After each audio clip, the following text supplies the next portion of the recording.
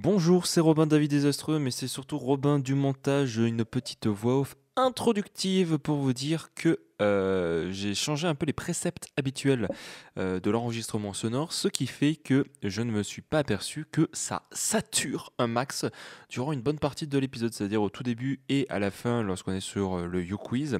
Le micro sature énormément, donc voilà, désolé d'avance, je comprendrai que ça puisse être dérangeant, ne vous inquiétez pas, à partir des prochains épisodes, ceci ne sera plus le cas. Et deuxièmement, les hasards de l'actualité ont fait que malheureusement, je parle de cinéaste, de Peter Watkins, je parle de La Commune et d'un de ses autres films, Punishment Park. Il s'avère que nous avons enregistré ça la veille de sa mort.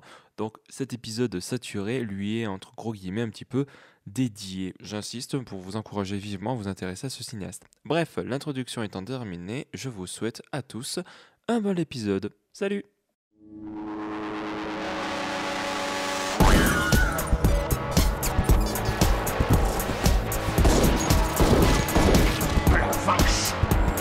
Moi j'ai l'air assez.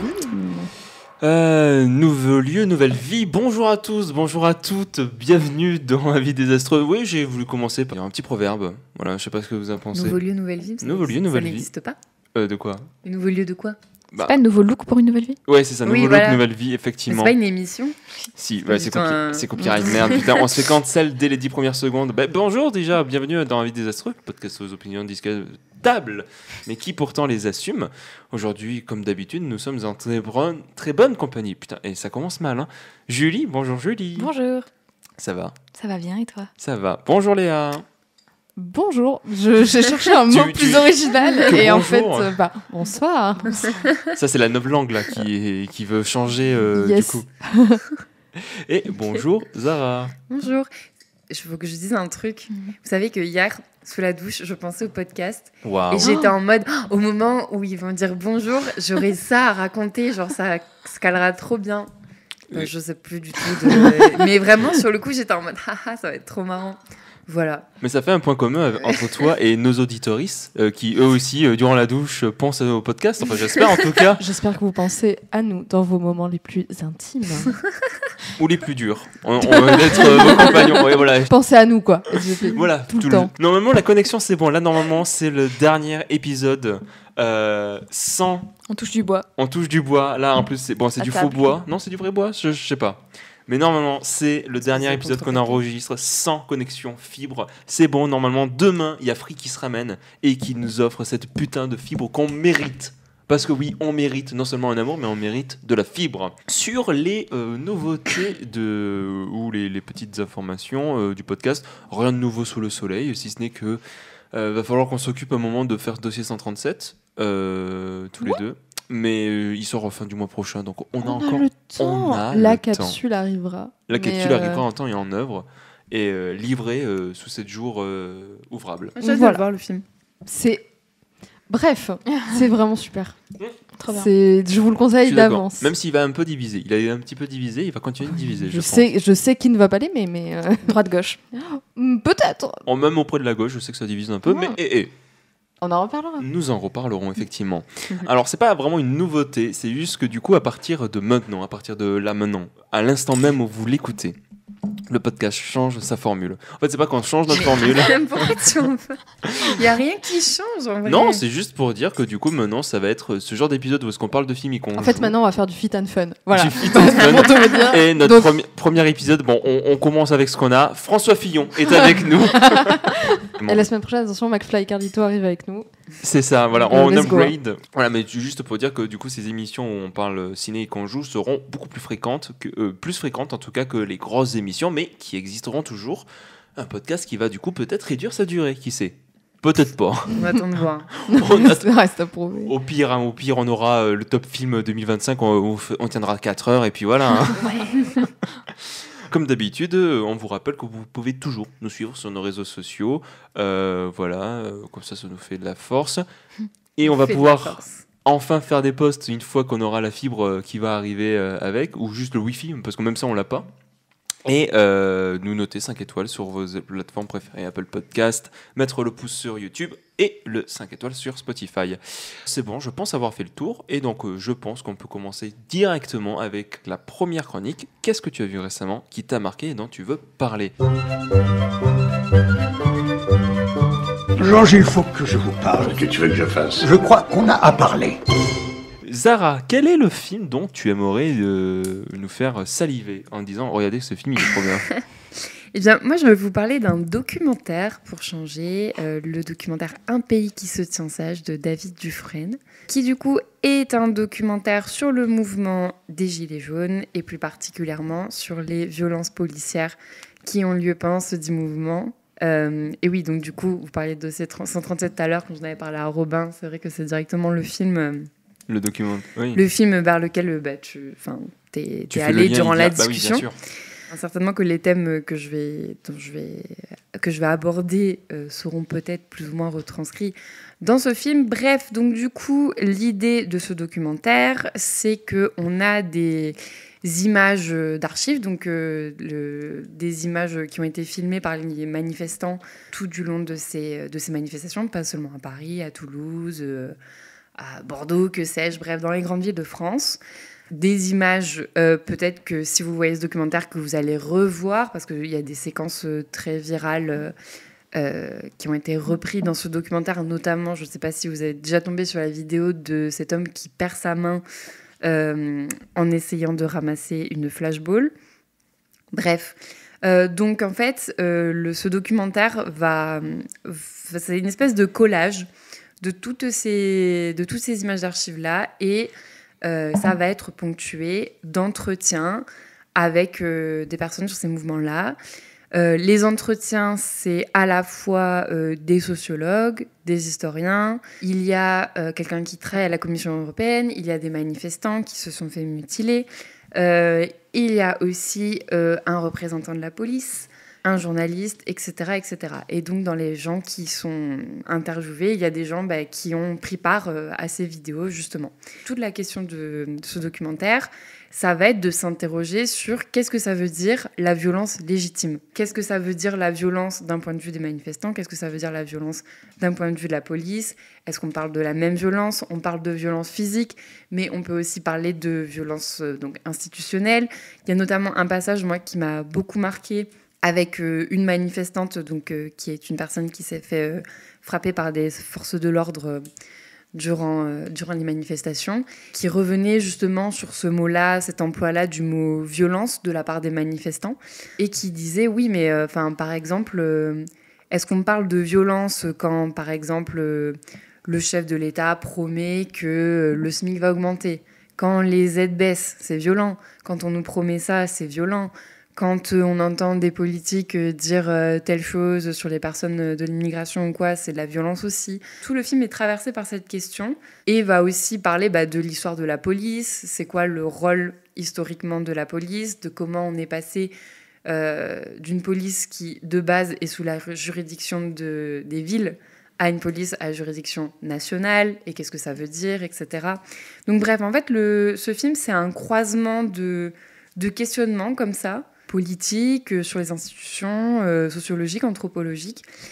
Et moi, ça m'a vraiment saisie. Déjà, c'est très, très vivant, déjà de par le fait que les images qu'on voit, c'est des images filmées au smartphone. Donc, du coup, ça fait des points de vue, ça nous propose des points de vue qui sont viscéraux, en fait, vraiment qu'on ressent, pour peu que vous ayez déjà fait ces manifestations, gilets jaunes, la retraite ou pas, il y a quand même, ça prend aux tripes, en fait, ces images. Moi, je sais qu'il y a des images virales auxquelles je n'avais pas été exposée, dont j'avais entendu parler, notamment cette vidéo du mec qui se fait arracher la main par une flashball et qui repasse plusieurs fois lors du reportage, qui sont vraiment impressionnantes. Ce que j'ai bien aimé, c'est dans ce brassage de pensée, c'est pas qu'une véhiculation des vécus des gens, c'est qu'il y a vraiment des confrontations. À un moment, il y a un journaliste qui s'adresse à un préfet de police ou un secrétaire, je ne sais plus exactement c'est quoi le titre, mais un représentant de la police nationale. On voit un policier qui réagit aux images de violence et qui est en mode non mais regardez là le collègue, on lui fait ça, vous vous rendez pas compte, c'est hyper dur et tout ça, machin. En fait c'est vraiment une multiplication de points de vue avec des images chocs quand même. Et j'ai trouvé que ça rend vraiment, cette narration très vivante. Je trouve que c'est une super trace de qu'est-ce que c'est le mouvement des Gilets jaunes, qu'est-ce que c'est le mouvement des Gilets jaunes comme objet médiatique, en fait, que ce soit la question des violences policières qui vous intéresse, ou juste si, de manière générale, le journalisme de terrain, ça vous intéresse. Je trouve que c'est un super documentaire, plein de croisements, et encore une fois, le dispositif est hyper simple. C'est vraiment juste ces collages d'images et ces images qui sont projetées en fait sur un mur et les gens du coup qui regardent ces images plus grandes qu'eux et qui réagissent ou qui réagissent pas. Donc bref, moi j'ai vraiment trouvé que c'était un documentaire très intéressant. Et à la fin, il y a une espèce de pancarte sur les personnes qui ont été appelées par le réalisateur à venir réagir à ces dites images et qui n'ont pas, soit qui ont été empêchés de se prononcer, soit qui n'ont pas voulu se prononcer. Donc par exemple, le préfet de police de Paris, la mairie de Paris a refusé le ministère de l'Intérieur également, bref. Et donc je trouvais qu'il y avait quand même un effort de transparence, et c'est ça que j'ai apprécié aussi. Je trouve que c'est un documentaire très riche, qui vous laissera pas indifférent. Les images sont violentes, donc faut s'y préparer un petit peu. Moi, je me suis un peu pris ça dans la gueule, mais ça m'a vraiment secoué dans le bon sens, donc je vous encourage à aller le voir. Et je trouve que ça peut être un visionnage intéressant, d'autant plus avec la sortie de Dossier 137.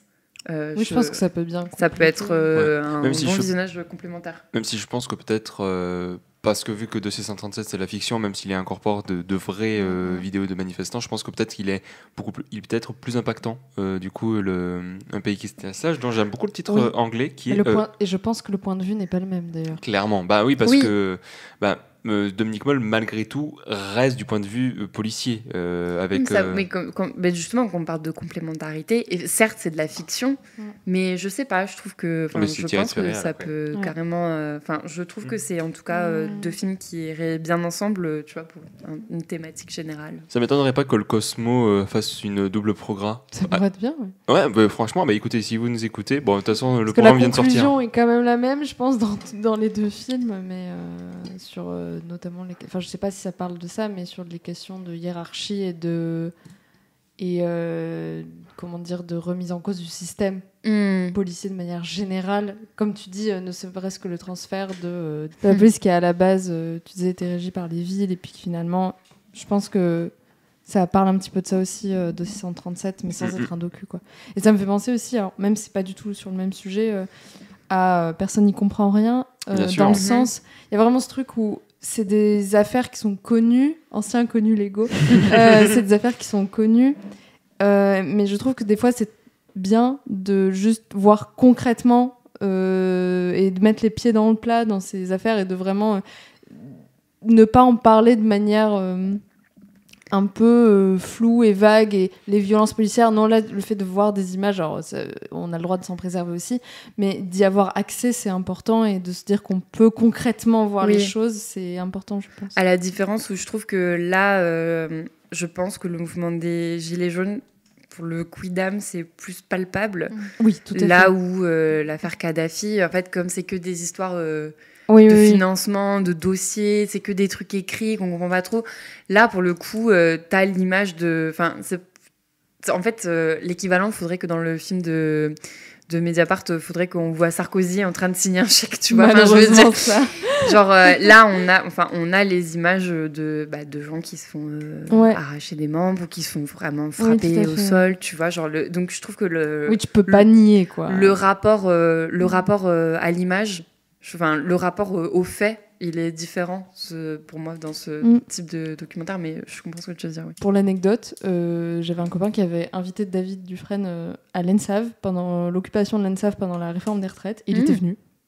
Genre, il avait parlé du film. Trop bien. Il était venu le projeter ou pas? Je sais plus s'il l'avait projeté, ça commence un peu à remonter. Moi, en tout cas, je ne l'avais pas vu. Mais je crois qu'il y a eu une projection, mais j'avais pas pu y aller.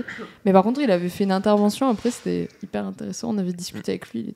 Il était cool. Ouais, il était resté un moment. En plus, il avait discuté avec nous à l'extérieur de la salle et tout. Enfin, Après, tu me dis si hyper intéressant. Tu me trompes si je m'arrête, mais aussi, je pense que c'est le genre de dispositif qui te permet d'éviter la langue de bois qu'on peut avoir dans les plateaux télé, où on te pose la question et ils vont te tourner autour du pot, mais ils vont pas répondre à la question telle quelle. Là, en mettant vraiment le nez face à ça, ils peuvent pas vraiment le détourner. Bon, même si. Ouais, mais c'est pas si simple pour autant parce qu'en fait, pour une seule et même vidéo, enfin, une vidéo n'empêche pas deux points de vue différents, en fait. Genre, la vidéo, enfin, elle peut faire état de preuves indiscutables aussi, mais il y a un des policiers qui réagissait à cette vidéo qui était en mode oui, mais en fait, vous me montrez cet extrait-là, mais on ne sait pas ce qui s'est passé avant.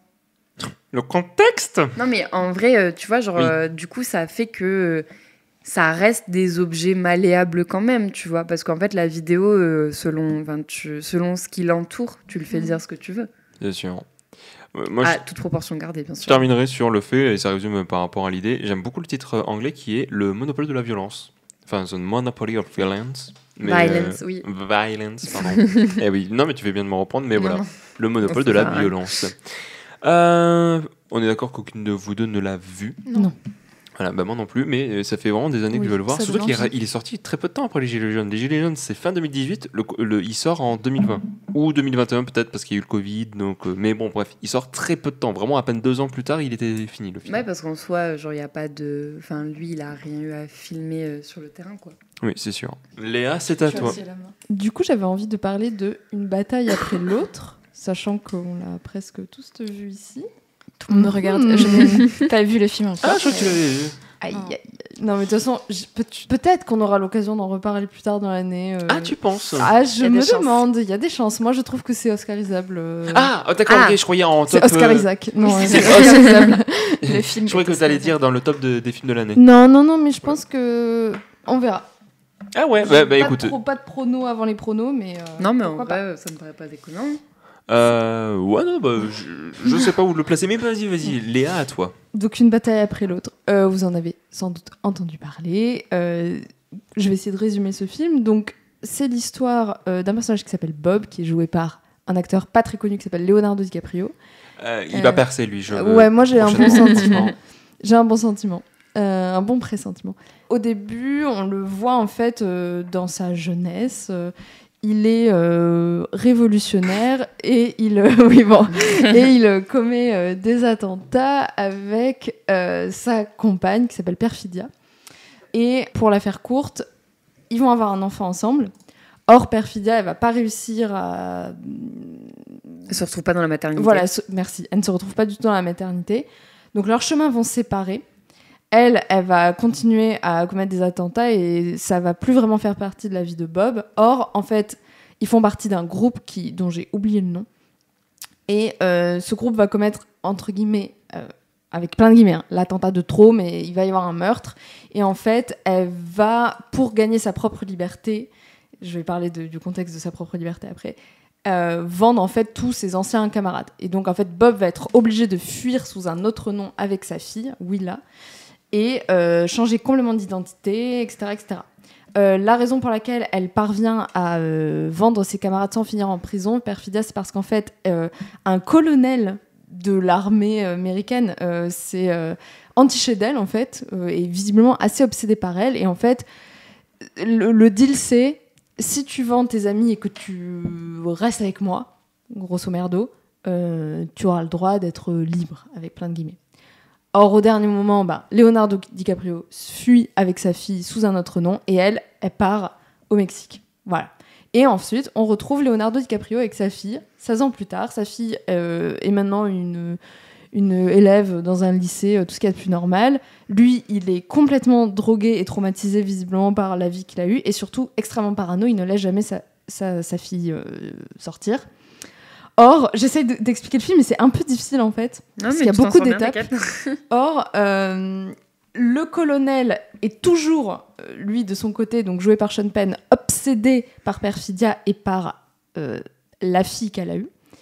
donc la fille de Leonardo DiCaprio, et il va essayer de la retrouver. Ce faisant, les craintes de Leonardo DiCaprio vont s'avérer être réelles. Sa fille va être embarquée par l'armée, lui va être recherché à son tour, et va s'en suivre une espèce de course-poursuite du colonel qui cherche la fille de Leonardo DiCaprio, qui cherche sa fille, et où tout le monde va un peu chercher à retrouver Willa, et surtout, en fait, ça va être comment Leonardo DiCaprio et sa fille vont peut-être se retrouver ou non. Voilà, pour résumer.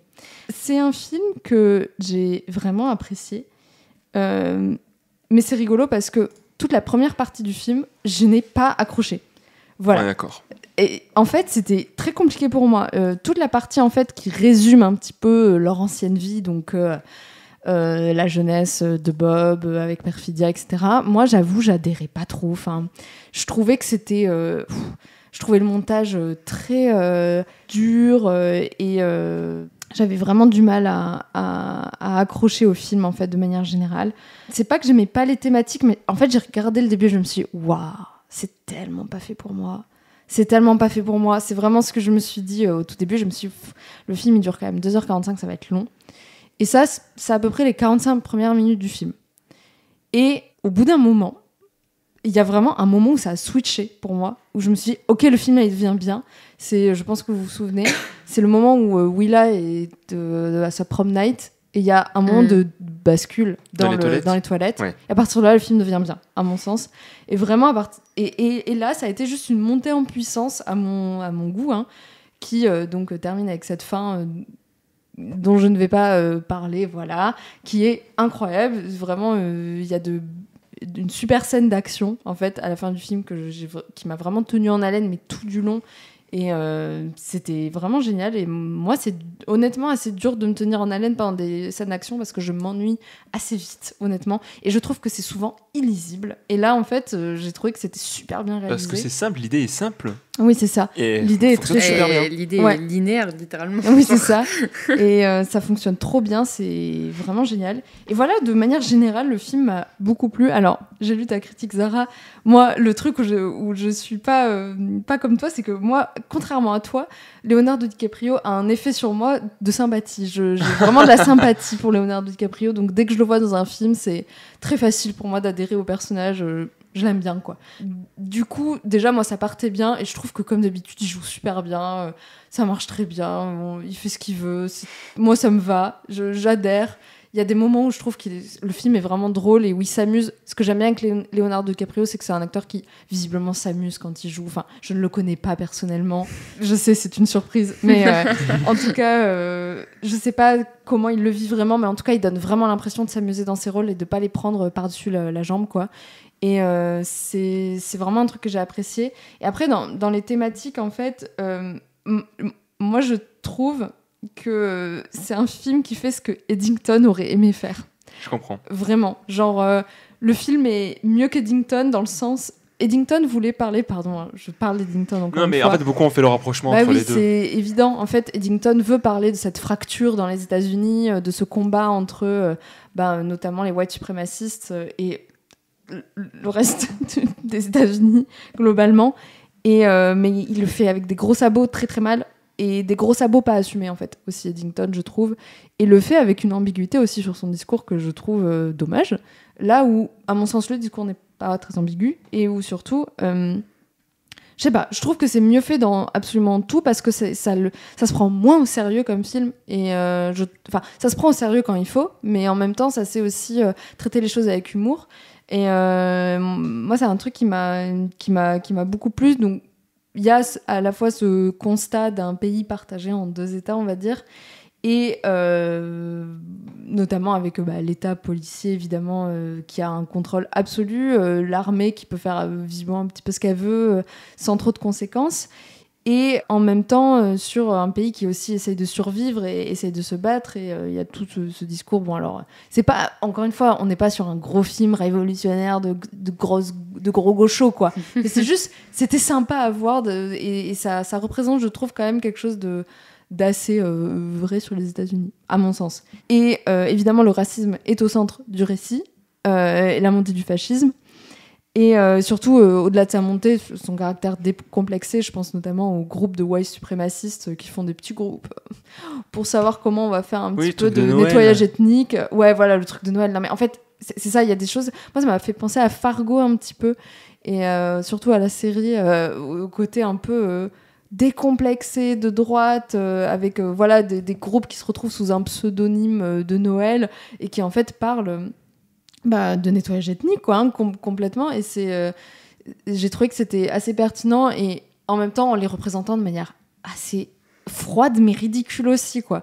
Et il y avait des moments où ça fait du bien aussi de se foutre de leur gueule, honnêtement, et de s'amuser de ces gens, mais tout en montrant leur impact concret et la manière dont ils parlent. Et ça fait malheureusement assez vrai, la manière dont ils parlent des personnes racisées dans le film. Ça sonne pas cliché. Et c'est ce que j'ai apprécié, je pense. Et globalement, voilà, de manière plus sporadique, on va dire que de manière générale, je trouve que c'est un très bon divertissement, en fait. Ça marche très bien, le film passe très vite, et voilà. Aussi, je pense qu'une des raisons qui fait que c'est bien meilleur qu'Eddington, c'est que Eddington avait... Alors, certains te diront que c'est une mauvaise interprétation, mais en tout cas, quand tu le vois tel quel, que Harry Astor a l'air de te mettre la gauche et la droite au même niveau, oui. Et que les deux sont problématiques. Là où Paul Thomas Anderson, il les met pas du tout au même niveau. Les fachos sont ridicules, mais sont dangereux, oui. Et provoquent beaucoup de mal sur la société. Là où la gauche peut être un peu maladroite, un peu dépassée, mais au moins c'est juste. Enfin, je veux dire, il y a des petites moqueries gentilles. C'est ça. Mais c'est jamais mis au même niveau. Et oui, aussi, voilà, clairement. Pour moi, ce que dit le film quand même, c'est que oui, la violence est essentielle dans un mouvement de gauche. On peut ne pas être d'accord avec les moyens mis en place ou quoi, mais ça ne remet pas en cause la violence dans un mouvement politique de gauche. Et moi, je trouve que, je suis plutôt d'accord. Je suis d'accord avec ce postulat. Ça le remet en cause à certains moments, mais pas tant, je trouve, en fait. Je sais pas. Moi, c'est marrant parce que alors, je sais que le film est politique, etc., mais je l'ai vraiment pas du tout vécu comme ça dans mon visionnage. Et j'entends ce que vous dites il me les met pas au même niveau ou quoi, mais je sais pas, moi j'étais en mode il se fout de la gueule, enfin genre il y a du ridicule dans les deux camps, clairement qui n'implique vraiment pas les mêmes choses, mais ouais, c'est marrant, j'ai compris que, enfin je vois que le film est politique, mais moi je l'ai vraiment plus vu, enfin j'ai vraiment plus vécu la thématique générale sur les conflits intergénérationnels.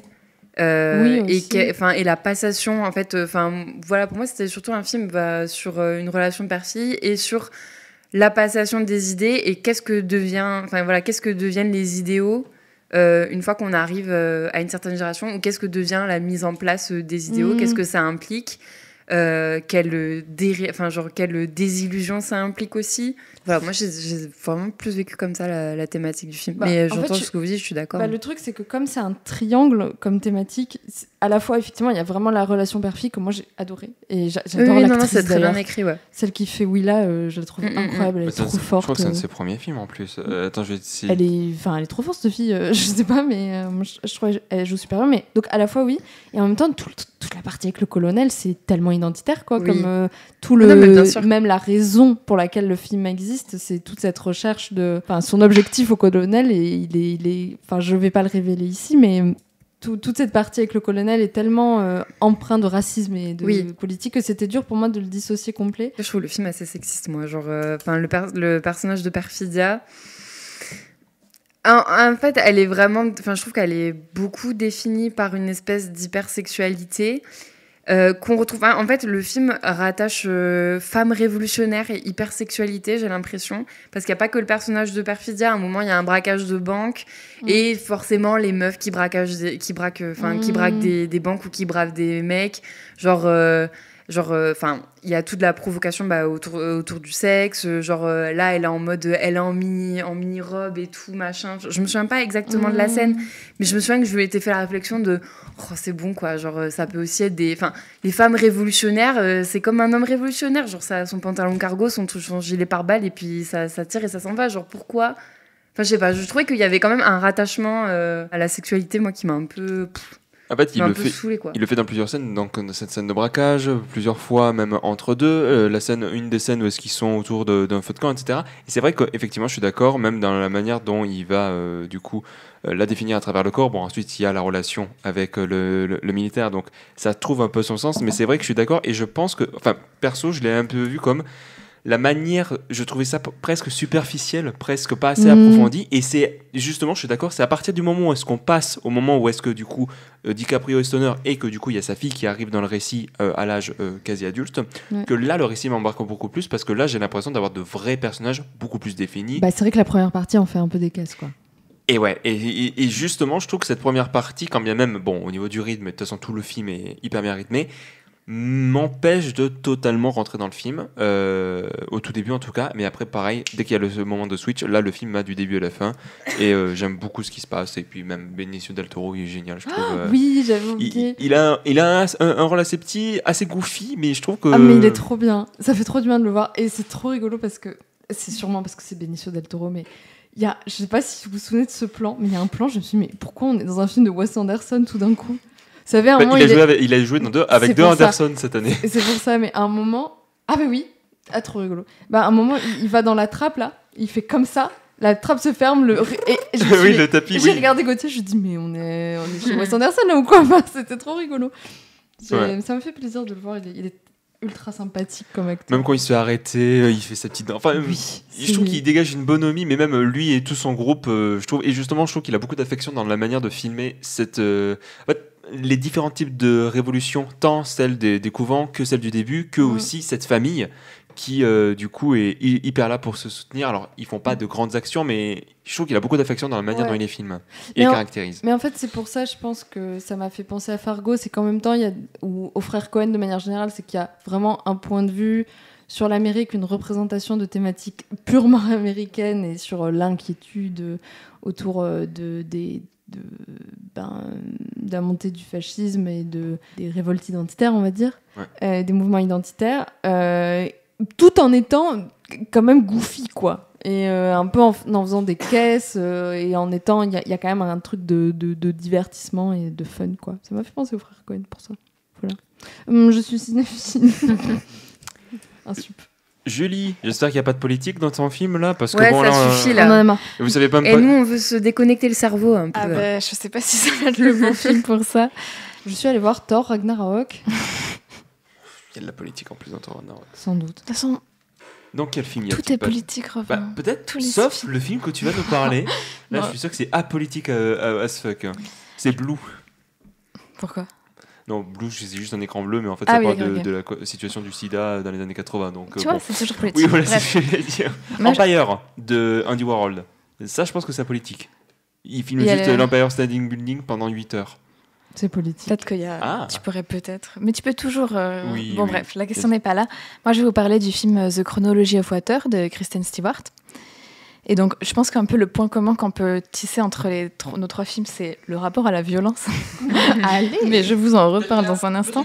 Ce film, rapidement, de quoi ça parle ? Du coup, ça raconte l'histoire d'une fille, une femme, qui s'appelle... Je sais pas si j'ai noté son nom. Qui s'appelle Lydia Yuknavitch.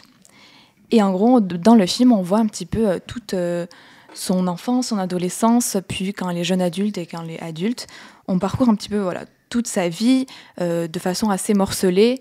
Et du coup, on voit surtout en fait, toutes les difficultés qu'elle va traverser, toutes les violences, tous les abus, toutes les addictions, toutes les agressions, enfin tous les trucs qui vont traverser en fait, sa vie. C'est assez difficile de décrire sans vraiment vous dire littéralement ce qui se passe. Elle va vivre énormément de choses très difficiles et puis elle va se retrouver dans la littérature, dans l'écriture.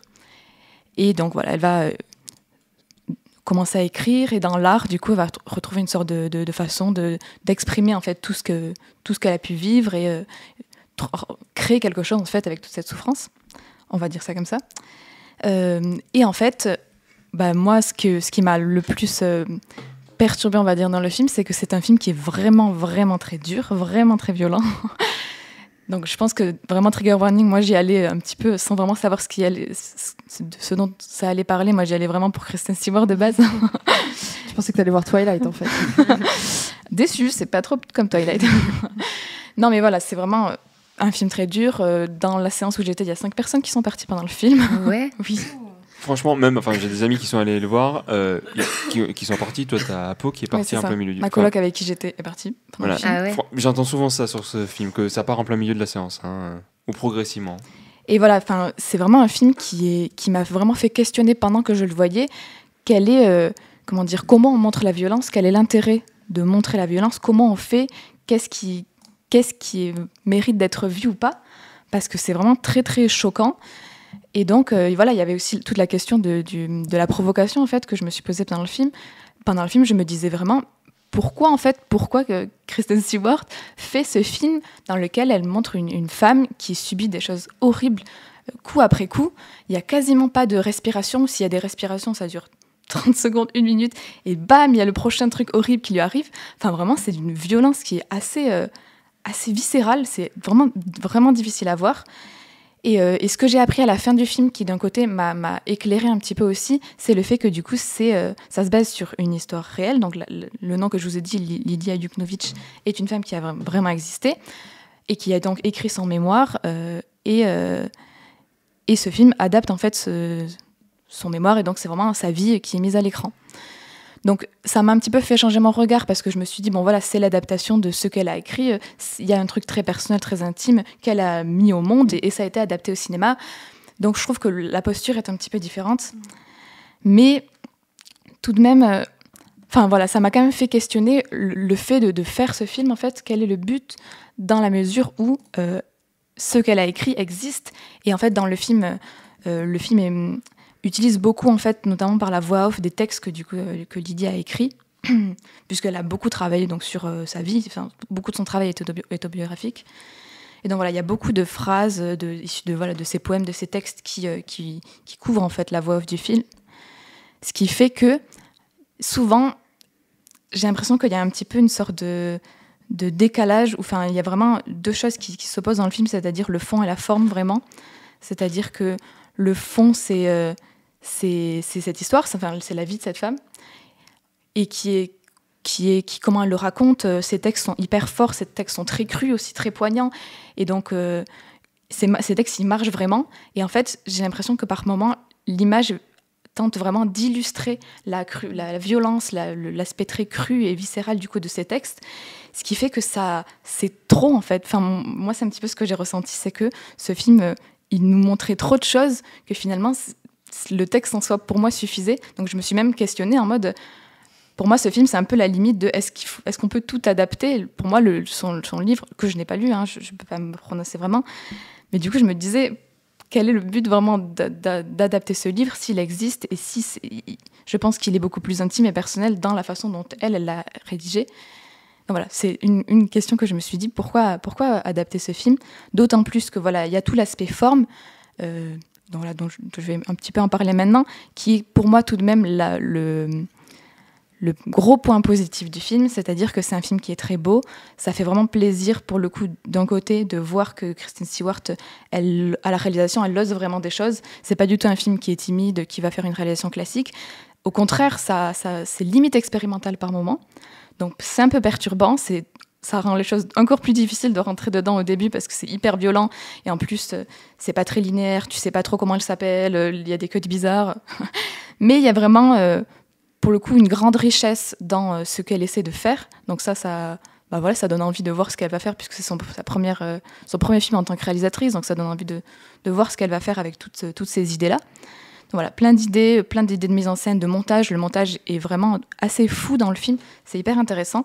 Mais malgré tout, dans cette mise en scène, il y a, j'ai l'impression, toujours la volonté de faire quelque chose de beau, c'est-à-dire qu'on a toujours de très belles images, de très belles lumières, un rendu un peu pellicule, un petit peu film de vacances, avec toujours des montages, avec des trucs très poétiques, des images un peu qui suscitent, qui créent une imagerie qui est belle, malgré le fait que du coup on nous parle de quelque chose de violent. Et en fait, moi, ce choc-là, je sais pas si j'ai vraiment apprécié en fait, et je pense que l'élément qui m'a vraiment fait tilter, c'est le fait que du coup, c'est l'actrice Imogen Poots qui incarne du coup Lydia dans le film. C'est une actrice qui est objectivement très très belle. Et donc, moi, ce qui m'a perturbée, c'est surtout ça, c'est-à-dire que dans tout le film, elle porte totalement le film, elle est très très forte. Mais dans le film, on voit du coup cette femme qui est très belle, dans des moments très difficiles, elle souffre, mais dans sa souffrance, elle est toujours très belle. Et ça m'a vraiment posé problème, c'est-à-dire qu'on la voit, ses longs cheveux blonds démêlés, elle a des cernes, et même quand elle hurle, quand elle pleure, quand elle est dans un moment de souffrance extrême, parce que vraiment elle vit des choses horribles, elle est toujours belle. Je sais pas comment expliquer ça, parce que je pense que c'est aussi les codes du cinéma qui font que on a envie de voir des gens beaux. Une femme en dépression est toujours super jolie. Mais je trouve que ça esthétise la violence, et vraiment c'est ça qui, pour moi, la chose qui m'a dérangée dans ce film. Voilà, c'est quelque chose de très personnel. Je suis sûre que plein de gens n'ont pas du tout ressenti ça comme ça. Mais moi, j'avais l'impression qu'on nous montrait que c'était beau une femme qui souffre d'une certaine façon, et ça, j'ai eu du mal. De la même façon, je vais pas vous en dire beaucoup, mais du coup, au centre du film, il y a quand même une relation très compliquée avec son père. Tous les trigger warnings possibles s'appliquent dans ce cas-là. Et pareil, son père, je sais pas, il est représenté comme un gars plutôt stylé, avec des petites lunettes dans les années 80. Je sais pas comment dire, mais tout est trop beau pour parler de choses aussi violentes. Et du coup, ça m'a un peu fait du mal à voir ce film. Mais voilà, pour le coup, j'avais quand même envie d'en parler, même si du coup, je saurais pas dire si c'est un film que j'aime. C'est très dur. Et même pendant le film, j'étais en mode, je comprends tous les gens qui partent, honnêtement, parce que c'est pas un bon moment, quoi. Mais c'est vraiment un film qui m'a fait réfléchir, et c'est pour ça que j'avais envie d'en parler. C'est que, voilà, quoi, ça fait réfléchir.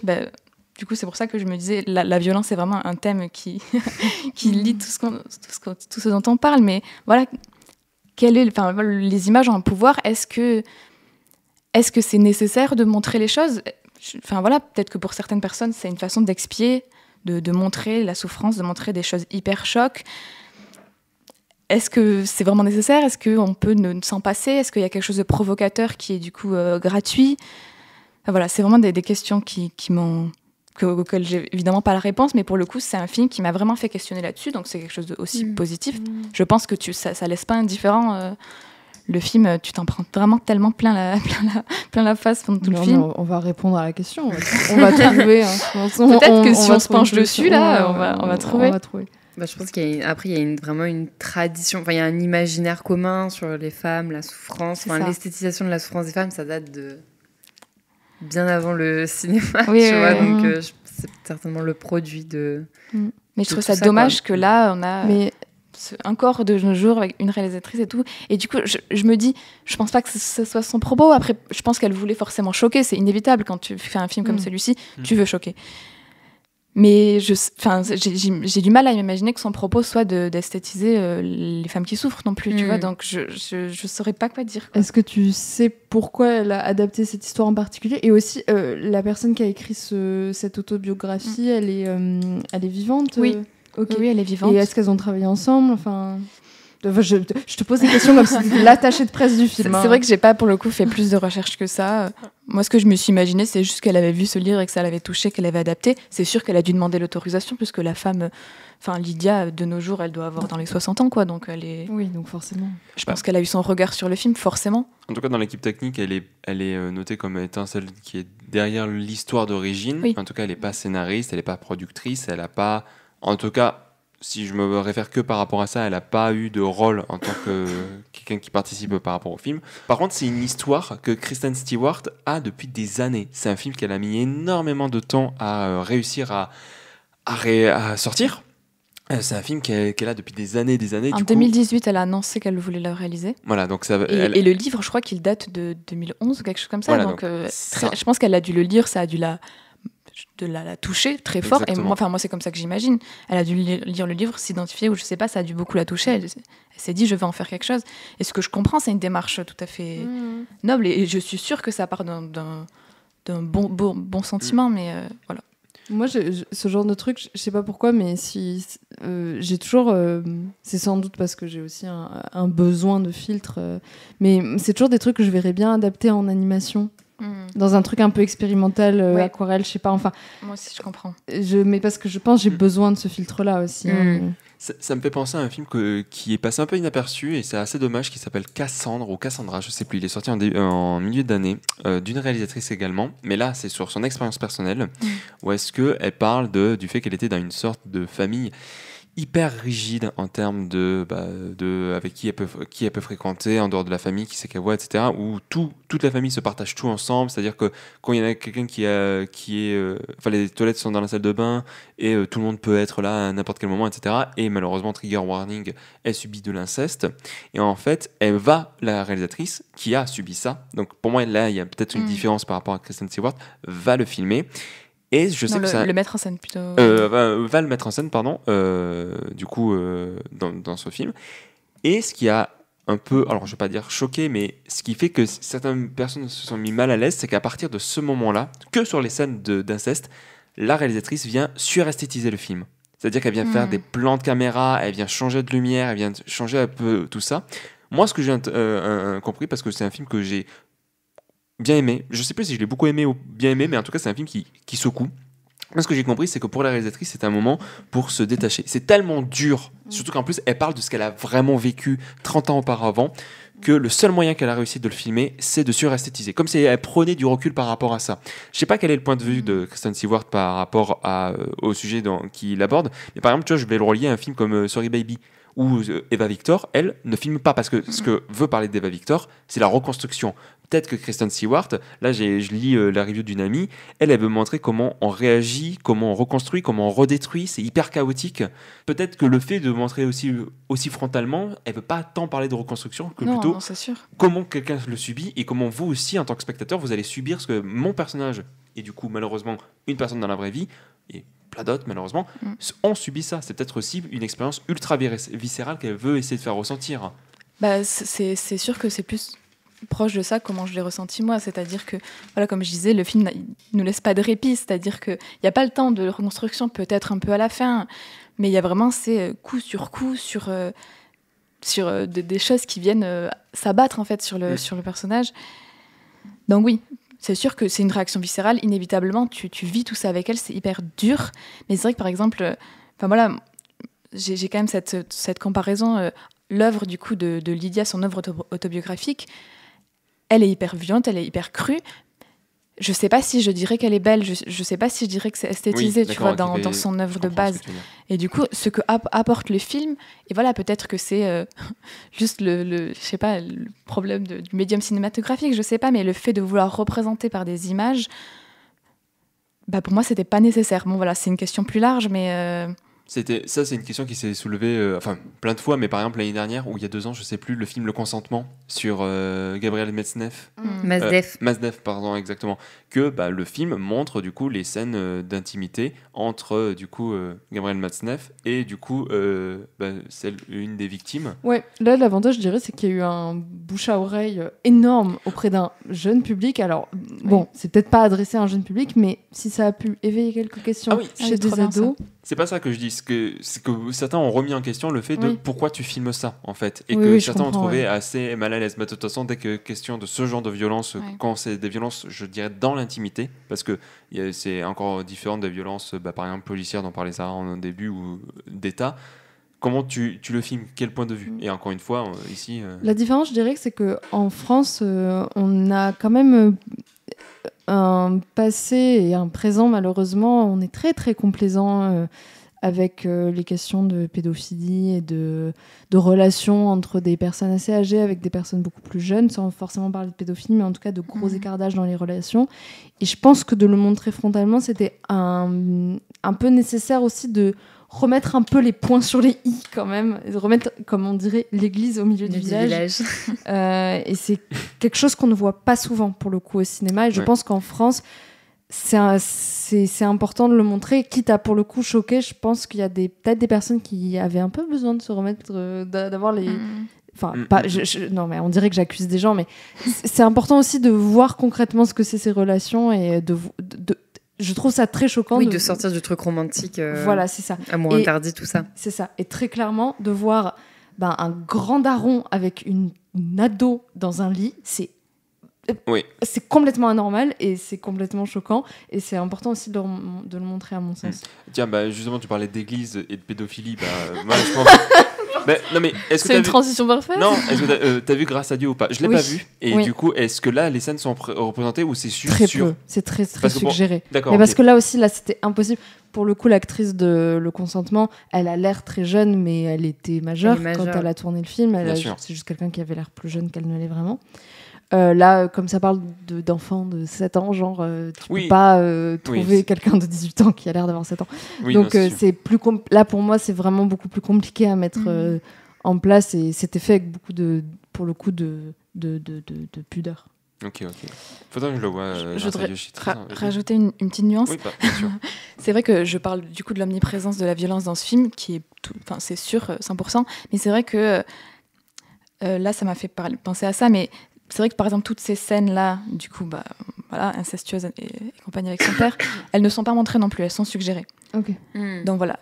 Mais en fait, c'est tellement, omniprésent et c'est tellement... Ouais, voilà, en fait, ça prend tellement de place, même si on ne le voit pas, à ces moments-là, que je trouve que la violence, elle est quand même très forte. Et c'est plus tard, du coup, d'autres choses qu'elle va subir dans sa vie qui sont un petit peu plus montrées. Bref, juste pour dire que parfois, c'est même pas forcément le fait qu'on le voit frontalement, mais c'est juste le fait que ça soit... Que le personnage soit en souffrance constante. Voilà, c'est ça, qu'elle soit en souffrance constante. En fait, tu parles de la pertinence de mettre en image ces choses-là. C'est vrai que la question se pose d'autant plus quand... J'ai rien contre Kristen Stewart et je l'aime beaucoup. Mais c'est vrai que ça se pose d'autant plus quand c'est des réals connus de base. Je sais pas comment expliquer ça, mais il y a un peu un passe-droit aussi, malheureusement. C'est vraiment quelque chose que j'avais dans la tête en voyant le film. Je me suis dit, est-ce que n'importe qui aurait pu faire ce film? Oui, c'est ça. Parce que voilà, j'avais pas ce truc-là de... à ce moment-là, je savais pas encore que c'était quelque chose d'autobiographique. Du coup, c'était différent. Moi, je voyais juste un film où on torture une femme, tu vois. J'étais en mode, mais pourquoi? Qu'est-ce qui se passe? Bon, bref. Oui, en vrai, c'est une question légitime. Eh bien, ça parle, hein? Ça papote. À toi, Robin. Alors, je vais vous parler d'un film, mais je vais en profiter pour en conseiller un second du même cinéaste. J'ai enfin découvert l'œuvre de Peter Watkins. Ça fait des années que j'entends parler de ce réal, parce que, à part son plus connu qui est Punishment Park, que peut-être vous avez entendu parler, voire que vous avez vu, c'est des œuvres qui, de par leur durée ou par leur sujet, sont pas forcément des plus disponibles par les moyens légaux, on va dire, à part du coup par du physique. C'est pas évident de tomber sur son œuvre. Je vais vous parler donc d'un film apolitique qui s'appelle La Commune Paris 1971 qui revient sur une thématique qui se dégage de cette émission. En fait, j'étais en train de réfléchir, c'était quoi le film qui m'a le plus marqué ces dernières semaines? Alors en vrai de vrai, c'est La Reconquista, mais vu qu'on en a parlé lors du précédent épisode, l'autre film qui m'a énormément marqué, c'est celui-ci de Peter Watkins qui va revenir sur les événements de la Commune de Paris, donc qui s'est passé en 1971. Alors j'ai plus tout en tête, mais grosso modo c'est un arrondissement de Paris qui en fait s'est un peu insurgé face à la violence de l'État, qui voulait récupérer les canons qu'ils avaient laissés parce qu'ils ont fui, parce qu'il y avait les Prusses qui se ramenaient. Bon, je sais plus trop quel est le contexte politique, et en fait ils en ont profité pour faire une rébellion, une révolution. L'État a dû fuir, du coup, je crois, à Versailles à ce moment-là. Et du coup, Paris est devenu un peu indépendant. Et à ce moment-là, il y a plein de choses qui sont tombées. La lève, du coup, il n'y avait plus de loyer à payer. Les femmes avaient le droit de vote. Ouais, la commune. Les immigrés avaient leur mot à dire et avaient leur droit, je ne sais plus si c'est passeport, mais en tout cas, la possibilité de rester sur le territoire. Et on parle d'une époque de 1971. Et non, pas 1900, je pense pas. 1800, pardon. Oui, effectivement, c'est malheureusement pas aussi proche. C'est 2007. Vraiment, vous l'avez sans doute vécu. C'est 2007. Faux, les femmes peuvent voter. C'est ça, mais ce que je veux dire, c'est que, bref, voilà, c'est un événement qui a duré, je crois, dans les 3 mois et qui ensuite a été très vite stoppé par l'État lui-même. Et Peter Watkins revient là-dessus. Peter Watkins, alors je n'ai vu que 2 de ses films, mais c'est un cinéaste qui s'intéresse énormément à la forme cinématographique. Je crois que lui, il l'appelle la monoforme. Et surtout, c'est quoi véritablement la différence entre fiction et réalité. À quel point tu peux faire le flou entre les deux. Notamment Punishment Park, son film le plus connu, c'est en fait des révolutionnaires américains des années 70 qui se font arrêter par un État hyper oppressif et qui leur dit bah voilà, vous avez 20 ans de prison ou alors vous passez 3 jours à Punishment Park. Oh là là. Punishment Park. Voilà, vous avez 3 jours et si vous survivez, vous êtes libre. Dans l'idée, c'est un petit peu ça. Et en fait, le film va suivre comme si c'était une vraie équipe de télé qui venait en train de filmer ça. L'objectif étant de montrer du coup comment on essaie d'étouffer les idées, comment les actes révolutionnaires se font malheureusement avoir, mais aussi qui sont les personnes qui portent ça et comment les luttes se réunissent. Ça parle, avant que le propos existait, d'intersectionnalité. Genre l'intersectionnalité c'est fin 70, début 80, je crois que ça a vraiment été défini et surtout théorisé, mais ce que je trouve hyper intéressant c'est que ce cinéaste, dès les années 70, et je pense que c'est loin d'être le seul, mais dès les années 70, il venait traiter un discours là-dessus. Dans La Commune, qui est son dernier film, c'est clairement tout le sujet de son film. C'est un film que j'ai vu du coup au cinéma, donc je l'ai vu dans sa version cinéma, donc c'est-à-dire sa version courte, celle de 3h30, parce que la version longue fait 5h45, mais... Si vous êtes intéressé, le film est entièrement disponible sur YouTube, en 2 parties. Ouais, c'est à peu près la même durée que Bahubali. Hein. C'est 4 heures et des brouettes, Bahubali. Ouais, la director's cut qui vire du coup 1 heure quasiment. Donc on est sur Bahubali. La director's cut de La Commune. C'est ça, exactement. Commenté. Mais alors, ce que j'aime énormément dans ce film, c'est que c'est un film qui... Alors, une des raisons pour lesquelles le film dure si longtemps, c'est parce que... Et ce que j'adore, et là, tu vois, je vais rebondir sur Dossier 137, c'est qu'un des reproches qui est fait à Dossier 137, je suis pas entièrement d'accord, mais je comprends ce qui est dit, c'est que pour eux, la parole des gens qui sont concernés, la parole des victimes, des gilets jaunes, n'est pas assez mise en avant dans le film. On a déjà eu cette discussion, on l'aura du coup pour la prochaine fois. Et bien là, Peter Watkins, ce qu'il fait, c'est qu'en fait, il s'est dit, et si la télé existait à l'époque de La Commune? Comment ça serait passé? Comment les médias auraient traité cette information? Comment les médias... Ils n'en auraient pas parlé aux infos, comme le mouvement du 10 septembre. Au contraire, lui, ce qui l'intéresse, c'est que s'ils en auraient parlé, mais comme le font les masses médias, c'est-à-dire en détournant, en manipulant, en disant « Oh là là, regardez je crois pas. Comment les manifestants, ils ont été super méchants envers nous, ils ont tué 2 de nos militaires, du coup, nous, ça nous autorise à tous les tuer, par exemple. » Enfin bref, ça vient parler de ça, et du coup, tu as cette télé qui est la télé versaillaise, royaliste, etc. Et de l'autre, tu as 2 journalistes qui font du direct et qui sont avec un caméraman qui dit ben voilà, nous sommes au centre de la commune de Paris et on va interviewer les gens sur quelles sont leurs revendications. Et du coup, ils se ramènent, ils leur tendent le micro en disant ben, pourquoi vous êtes là, qu'est-ce que vous voulez, etc. Et ils leur demandent. Et le truc qui est génial, c'est que de l'improvisation. Sauf que pour le casting, Peter Watkins est allé voir des gens qui, étaient, alors peut-être pas révolutionnaires, mais ce que je veux dire, c'était qui portaient ce genre d'idées, des idées du coup sociales, etc., sur la hausse des loyers, sur les conditions de travail, sur le fait que le salaire ne suive pas, etc. Et du coup, tout le film, mais littéralement tout le film, ce n'est quasi que de ça. Des gens qui se ramènent vers d'autres en disant « Bonjour, qu'est-ce que vous voulez revendiquer ?» Et eux, ils disent. Et ensuite, au fur et à mesure, en reprenant les vrais événements de la commune, genre, je sais pas, par exemple, à ce moment-là, il y a les militaires qui sont venus une première fois, eux qui sont venus les désarmer, comment ils ont réagi, et en disant « voilà, il y a les militaires qui se sont ramenés, vous les avez désarmés, qu'est-ce que vous pensez de ce genre d'actes ?» Et du coup, tous les citoyens se mettent à parler. Et ce qui était génial, c'est que personne ne savait exactement sur le plateau qui allait prendre la parole. C'est juste les 2 journalistes qui se ramenaient, enfin 2 comédiens-comédiennes, et qui se rapprochaient en disant tiens, on va aller voir telle personne, ils lui ont demandé, et tout le monde participait, etc. Ce qui rend le film ultra dynamique, ultra expérimental aussi. Mais complètement, mais c'est un cinéaste qui a énormément joué avec du coup ce qui est représentable à l'écran, pas tant au niveau de la violence, mais plus au niveau de et si on faisait s'adresser à la caméra existe, elle est intradiégétique, et en fait c'est un énorme reportage télé de 5h30 sur comment la commune a existé.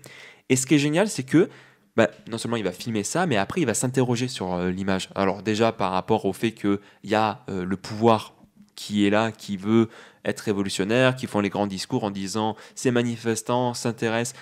C'était pas toi qui avais parlé de comment Macron il avait réagi par rapport aux gilets jaunes en les balayant, en disant ce sont que des casseurs qui ne veulent pas la démocratie, etc.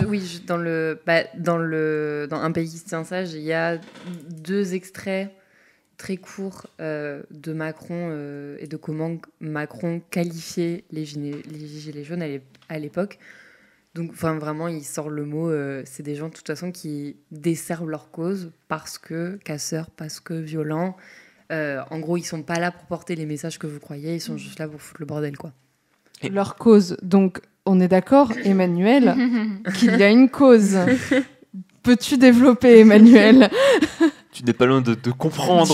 Tu as ça de comprendre. C'est ce qu'on appelle un demi-habile. J'ai appris l'expression très récemment. Un demi-habile, c'est quelqu'un qui a un début de propos, mais qui ne pousse pas suffisamment loin pour comprendre. Ça ressemble beaucoup à... Non, mais Emmanuel Macron... C'est tous les podcasts ciné ever, en fait. Nous sommes des demi-habiles. Mais vu qu'on est 4, ça fait qu'on est 2 habiles. C'est la majorité de mes phrases sur une bataille à prologue. En vrai, je sais pas. Mais bref, tout ça pour dire que du coup, on a ce pouvoir-là qui est en train de dire, voilà, ce sont des casseurs, ils ne veulent pas du tout la liberté, ils font n'importe quoi, c'est pour ça que nous avons besoin de reprendre.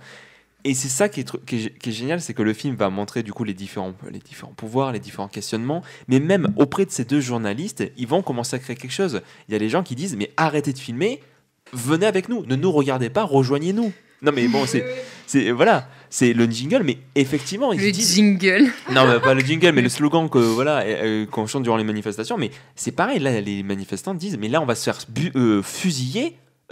Arrêtez de nous filmer, arrêtez de nous interroger, soyez avec nous, soyez là, présents. Et puis même il y en a d'autres où est-ce que ce qui va être hyper intéressant, c'est que au sein même de ce mouvement social qui est hyper important, qui a apporté de très bonnes choses. Mais par exemple, c'était une minorité de personnes qui prenaient ces décisions, qui étaient principalement des hommes.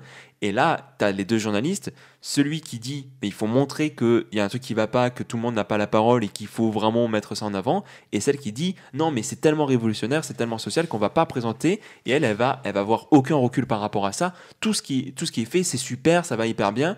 Et c'est ça que je trouve hyper intéressant, c'est que le film va prendre énormément le temps de nuancer ce qui se passe, même nuancer le rôle des journalistes en disant « Ok, vous mettez tous ces arguments côte à côte, mais vous les contextualisez pas, vous les expliquez pas, vous n'êtes pas du tout en train de faire un travail d'investigation ou de pédagogie, entre gros guillemets. » Tu crois qu'ils essayent de créer un moment? Moi, ce qui m'intéresse, c'est pas la vérité, c'est le moment. Mais en vrai, moment, les vacances notamment. Mais le film s'intéresse à ça, justement. Sur est-ce que c'est pas que des journalistes qui cherchent à avoir des belles images et dire oh là là, regardez le propos choc qui vient d'être tenu, et pas vraiment essayer de s'interroger, etc. Bref, c'est un film que je trouve passionnant au niveau de sa forme. Il y a un moment où est-ce que la caméra se pose et laisse les gens dire voilà, il y a des réunions, par exemple, avec que des femmes qui s'interrogent sur les conditions de salaire, les conditions par rapport au travail. Tu vois, il y en a une qui dit, moi je trouve ça désespérant que quand on dit qu'est-ce que tu fais dans la vie, la première chose qu'on te demande c'est de t'identifier par rapport à son travail. Et d'autres qui disent oui mais le travail c'est hyper important, c'est un moyen sur lequel on peut peut-être s'émanciper, je ne sais quoi. Et c'est des débats qu'on a toujours à l'heure actuelle. Ce que je trouve que le film est d'une modernité folle. Alors il a à peine 20 ans, enfin il a 25 ans, donc c'est pas extrêmement vieux, mais je pense que c'est un film qui ne vieillira pas parce que ses propos sont toujours actuels. Et qu'on passera jamais à gauche. Malheureusement peut-être. Malheureusement. Et c'est... Si, il y a eu François Hollande en fait. C'est vrai. Ah ouais, my bad là-dessus. Et prochainement, Marine Tondelier. Donc, il y a eu Mitterrand aussi. Une autre Marine est possible. Une autre Marine est possible. L'autre, elle est en prison normalement. Donc bon, voilà. Ouais, ça... Hein, dans combien de temps il sort Sarko, à votre avis? Bref. Mais... Je lui donne 3 mois. T'es le plus optimiste de nous. Moi, je dis pour Noël. Parce qu'il chope un mauvais rhume d'ici 2 semaines. Pour moi, c'est pour Noël. Il sortira juste avant Noël. C'est pas con. Bah oui, ça c'est fait pas la belle con. histoire. Mais je me dis, la comédie dell'arte n'a pas encore commencé, donc pour l'instant. On a un peu, comment il s'appelle? Encore commencé. Elle s'est juste jamais arrêtée. On a Balkany qui lui a donné des conseils pour la prison. À part ça, non mais c'est un vrai truc. Ça me fume de rire vraiment. Mais bref, pour revenir, c'est un film que je trouve génial, qui est aussi malheureusement très pessimiste en disant voilà comment s'est terminée la Commune, et qui, voilà, ce que j'aime beaucoup, c'est qu'il brasse énormément de choses. Il y avait des intervenants qui venaient, ils disaient de des rares films sur la Commune qu'il y a eu, c'est le seul qui va aborder le fait qu'il y avait des Algériens durant la Commune, qui le traitent, qui le met pas de côté, parce que ça veut tout aborder durant le film. Et puis bon, voilà, il y a plein de choses. Quand le film se termine, ensuite tu as 15 minutes où est-ce qu'il interviewe les gens qui ont joué dans le film en disant, mais qu'est-ce que vous avez pensé de l'expérience? Parce que, et c'est ça qui est fou, c'est que parmi les gens qui jouent des royalistes, ce sont de vraies personnes qui pensent ça. C'est-à-dire que le gars qui joue, du coup, alors pas le président ou l'empereur, je sais pas, qui s'énerve contre les manifestants qui font de la merde, c'est vraiment un gars qui pense ça. C'est l'Empire, non, sous la Commune? C'est pas peut-être c'est l'Empire. Le second. Ouais, peut-être, t'as raison. Mais ce que je veux dire, c'est que Second c'est un film Volume 2. qui joue énormément sur la frontière entre la fiction et le documentaire. C'est un film qui est passionnant. Et voilà, c'est sur YouTube, donc vous pouvez le voir. Par contre, accrochez-vous, c'est 5h30, 5h45 peut-être même. Mais par petits bouts, même. Après, oui, le film est coupé en 2 parties, donc ça vous fait 3h peut-être, 2h45. Mais voilà, c'est un film que je trouve passionnant. C'est vraiment absolument à voir. Je trouve qu'en termes d'objets analytiques ou même en termes de ce que ça raconte, même en termes d'idées formelles, le premier plan du film, c'est un plan séquence où on rentre dans les studios qui sont vides. Donc là, tu te dis, on joue une fiction et pourtant, c'est un film hyper documenté qui va vraiment prendre le pouls d'une révolution. C'est passionnant et je trouve que c'est une des formes les politiques et cinématographiques les plus fortes que j'ai vues. C'est au moins ces derniers mois en tout cas. C'est la Seconde République. La Seconde République, merci. Mais donc, attends, mais le Second Empire, c'est quand alors? c'est peut-être pas début 19e. Léa, tu voulais dire quelque chose? Et après, on va pouvoir passer. Non, je voulais rien dire. Ah, il me semblait. En fait, j'ai ri parce que je me suis dit. En fait, j'ai pensé à tout ce qu'on venait de dire et au fait qu'après on allait faire un You Quiz. Quel méchant de film d'horreur es-tu? Et je suis c'est tellement drôle en fait. On fait un peu de fun parce que là quand même c'était assez Oui, c'est ça. politique et... Ouais, parce que Second Empire en fait c'est arrivé pas Mais c'est après pas si la longtemps. Révolution française. Donc, Oui, le Second Empire en fait Mais tout c'est est allé très vite. 20 ans avant. C'est 1870 la Commune et 1852 c'est l'instauration du. Tu vois, du je Second Mais ça Empire. c'est le Empire. 19e, c'était le bordel. Ouais. Oh. Alors que maintenant c'est plus du tout. Alors que maintenant c'est plus. Bah, du tout c'est le la bordel. 5ème République, point. Suffit de pas écouter les gens et hop, voilà, tu gardes le truc. Hein. Ouais, c'est ça. Ah, j'aurais bien aimé qu'on parle de la nouvelle vague. Bon, on aura certainement d'autres occasions Les d'en Césars. parler. Ah, tu crois qu'il sera à César? Je sais Oui, pas si le moi film- je veux qu'il gagne un César pour Guillaume Godard. Marc. Un César de quoi? Marc Break. Moi, ce que je me demande, c'est est-ce que le film est français? Moi, c'est vrai que, en fait, ce film, je me suis dit, mais en fait, c'était pas pour moi aussi parce que je supporte pas Godard. Mais alors, je suis pas un fan de Godard, mais là, je le trouve un peu attachant, un peu chiant. En fait, moi, ce que j'ai trouvé insupportable, c'est que le film est une succession de.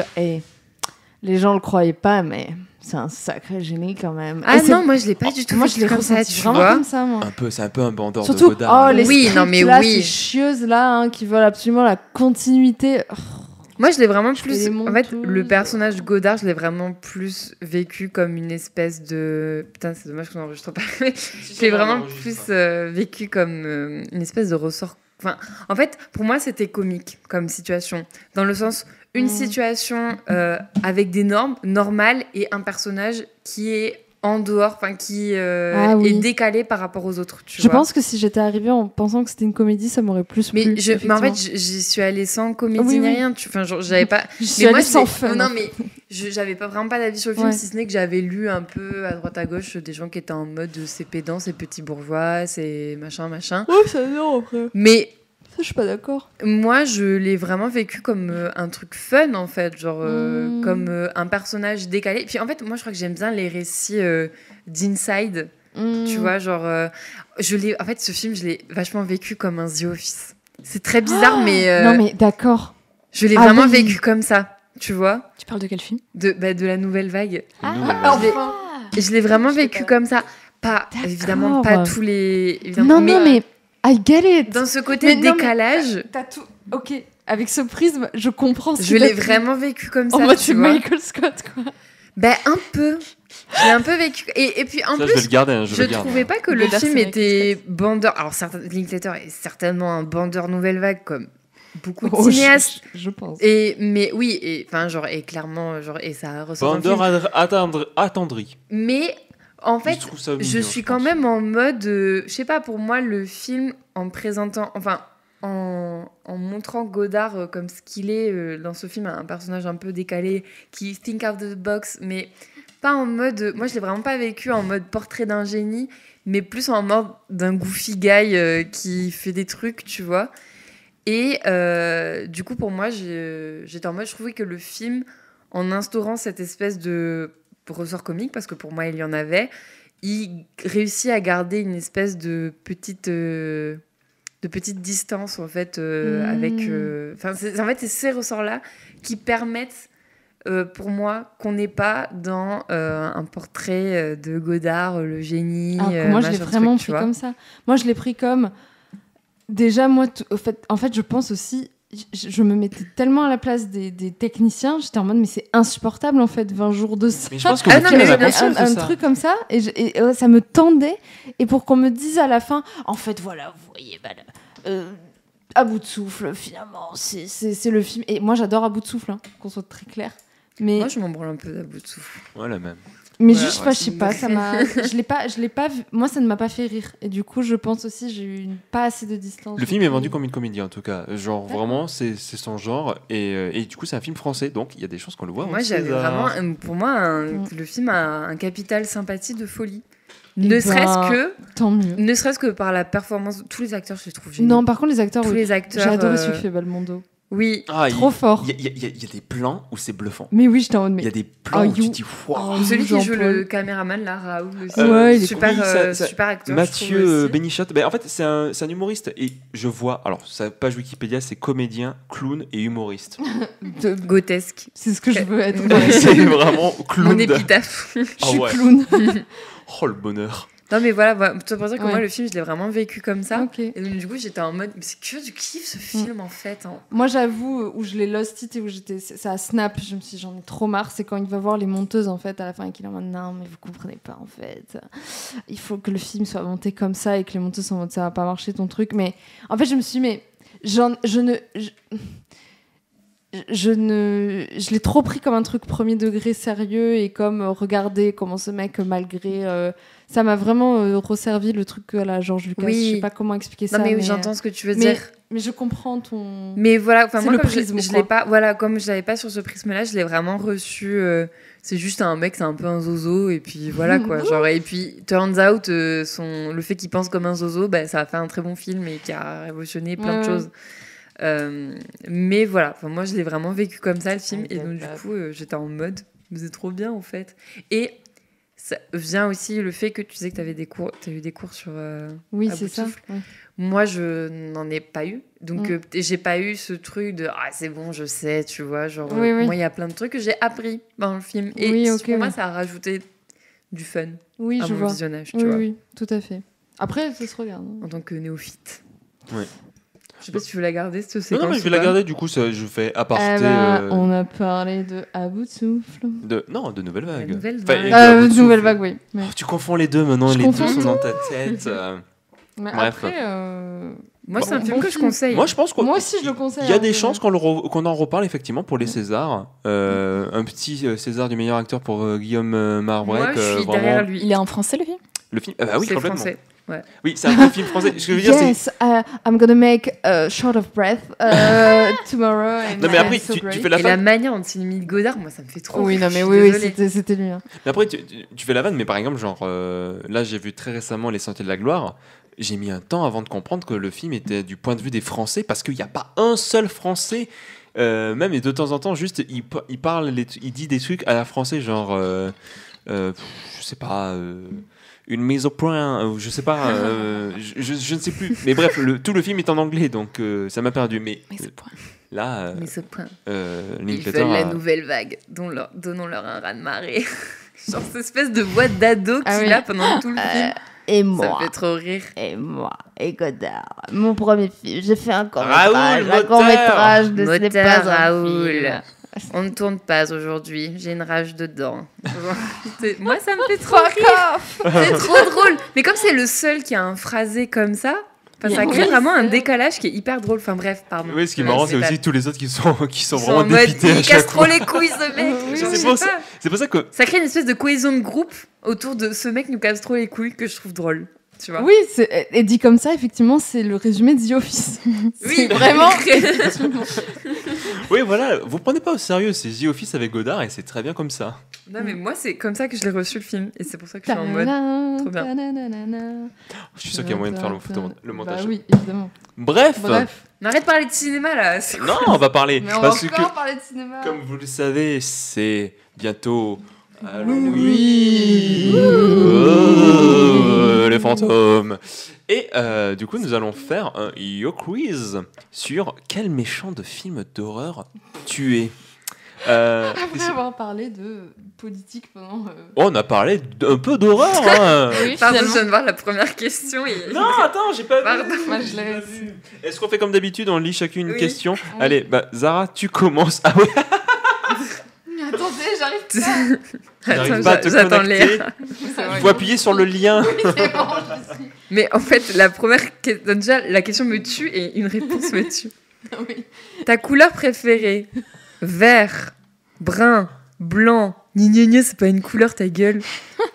Jaune, rouge, noir, rose, bleu ou violet. On dirait les voix de la SSR De quoi? Oui. ou de Ah oui. trucs pour le permis de oui, conduire. Ah ouais, Dans cette il m'aime situation. bien la team SSR là. C'est le moment le plus stressant de ma vie. Non. Ça et la journée d'appel. Ah oui, ça. Oh, putain. Mais il y avait quelle les horreur. frites.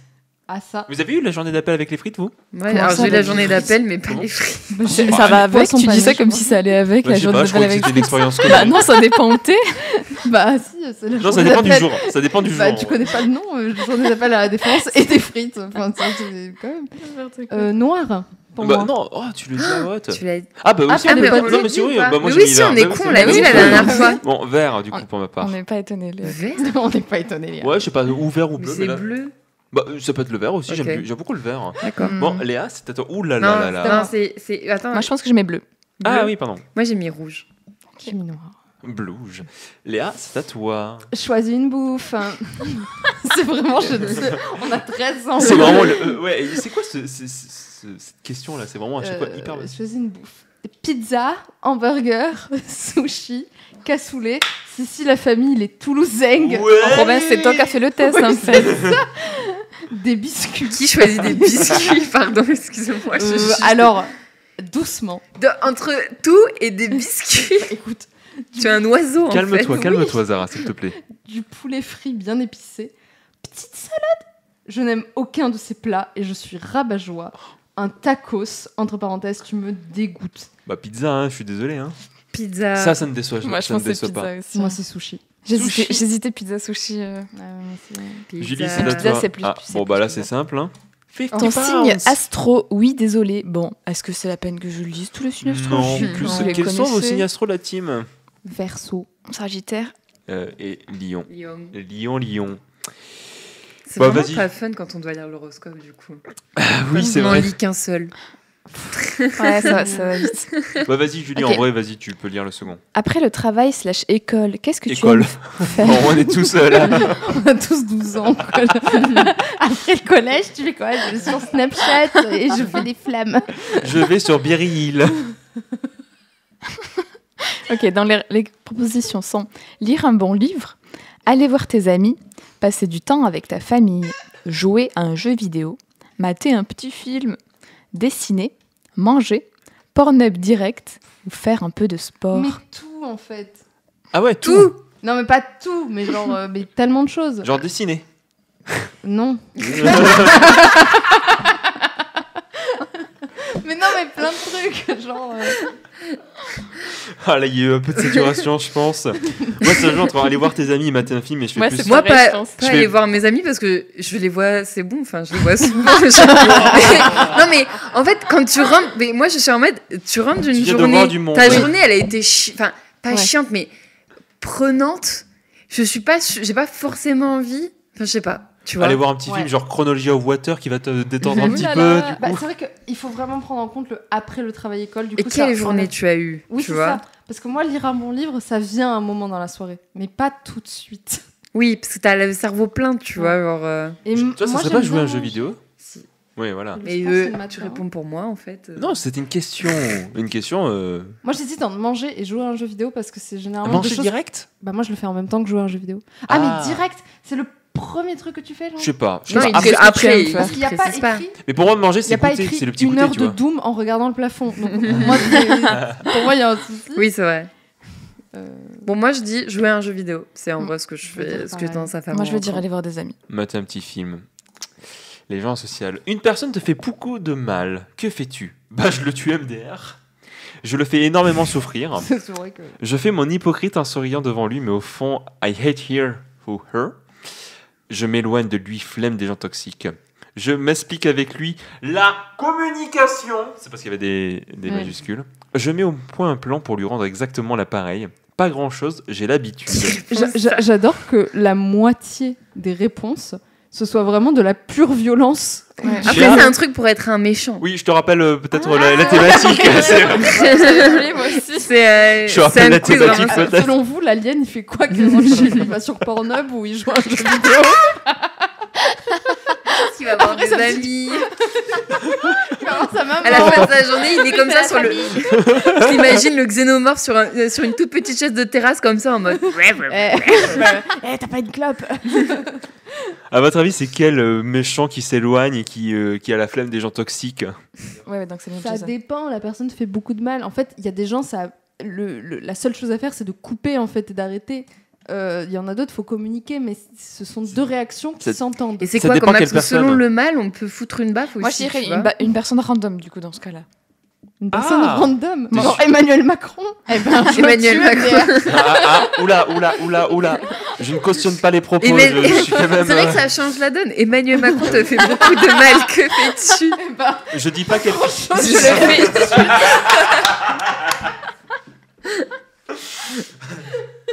On est en relation toxique avec lui. Oui. Mais oui, c'est vrai. Je Mais m'éloigne de lui. Parce qu'on flemme veut des pas gens. de lui et lui il reste dans notre vie, tu vois. C'est ton ex qui garde les clés de l'appart, tu vois. Genre.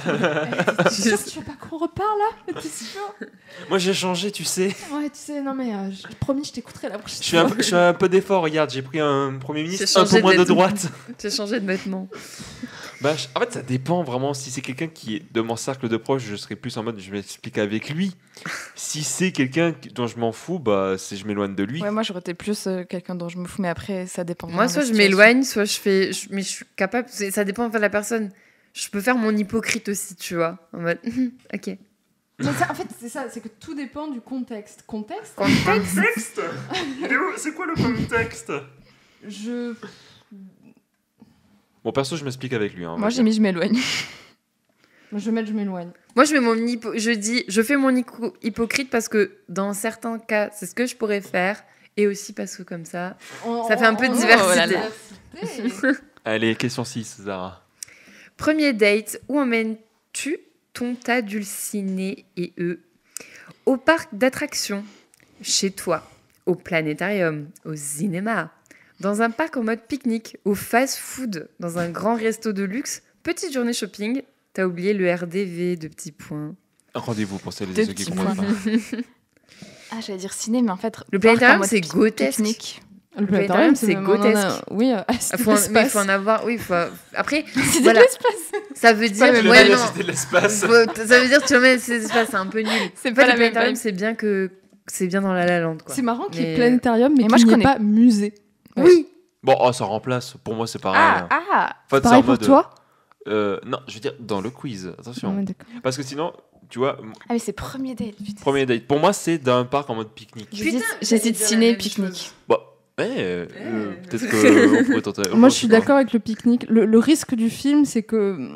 Tu te parles pas trop. Oui, pendant un c'est film. ça. Après, Et après, c'est- au moins, t'as quoi. du sujet de discussion Ah, Oui. après. Oui. En fait, il y a l'après-film. Moi, je dirais film et. Mais t'es boire un verre. bloqué avec quelqu'un à côté dans la salle, et genre, si tu sens très vite que le courant va pas passer, c'est relou. Ouais.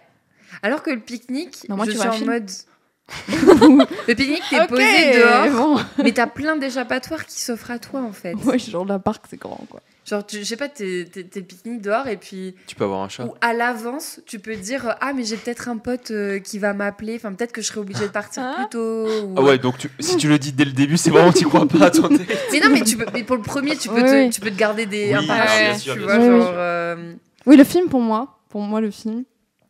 Je dis ça, on dirait que j'ai l'impression d'être C'est vendre Dakota du popcorn. Johnson dans Matérialiste. Matérialiste. Mais pour moi, le cinéma, c'est deuxième, troisième date. Je suis d'accord. Alors que... Ah, moi, je dirais pique-nique. Surtout qu'en plus, je pense que je suis trop cinéphile. Moi, je suis pas sûre de. C'est que Moi, vraiment, j'ai trop envie de voir le film, du coup... Le sais, parc tu l'en- d'attraction, ça peut être rigolo après.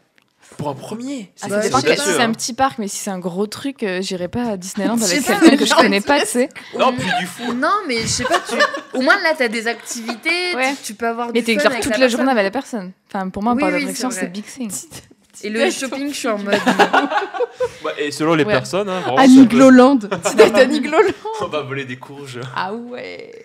Non, moi, les shopping, je suis en mode non. Ah, ça Parce dépend que je suis en la mode- richesse de la personne. Peut-être avec. que vous aimez pas choper les mêmes choses et pas aux mêmes endroits. C'est vrai. Donc, Moi, ça serait ombre blanche et Moi, je trouve lumière. que c'est hyper Ombre anxiogène le blanche et lumière, shopping. tu m'as dit 5 films Oh là-dedans. non, putain, en plus, tu Ok. restes 5 heures dedans, toi. Genre, Et t'es en plus, comme t'as ça, pas là. discuté avec le Et en vendeur. plus, tu tapes la discute avec les vendeurs, donc le pire Imaginez, date imaginez. Ah non, non, non. le vent.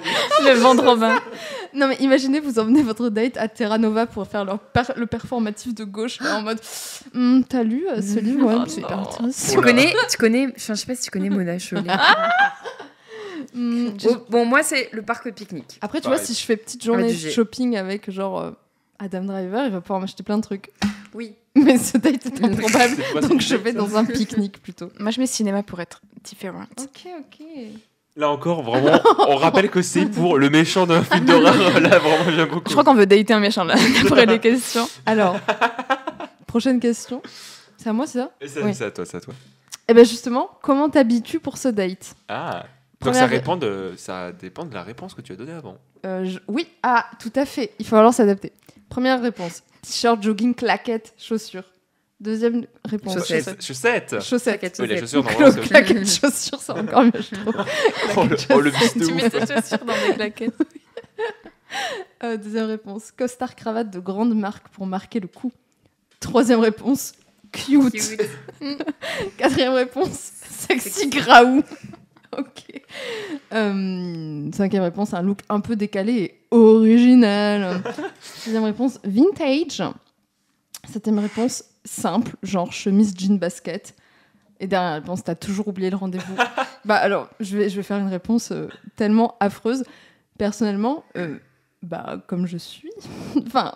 C'est-à-dire. Je sais pas, je ne sais pas ce que je suis. Donc, Oui, en gros, tu changes pas. je prends un truc dans lequel je me sens bien et dans lequel je me trouve appréciable physiquement, mais pas. Mais rien de tout ça, du coup, je crois.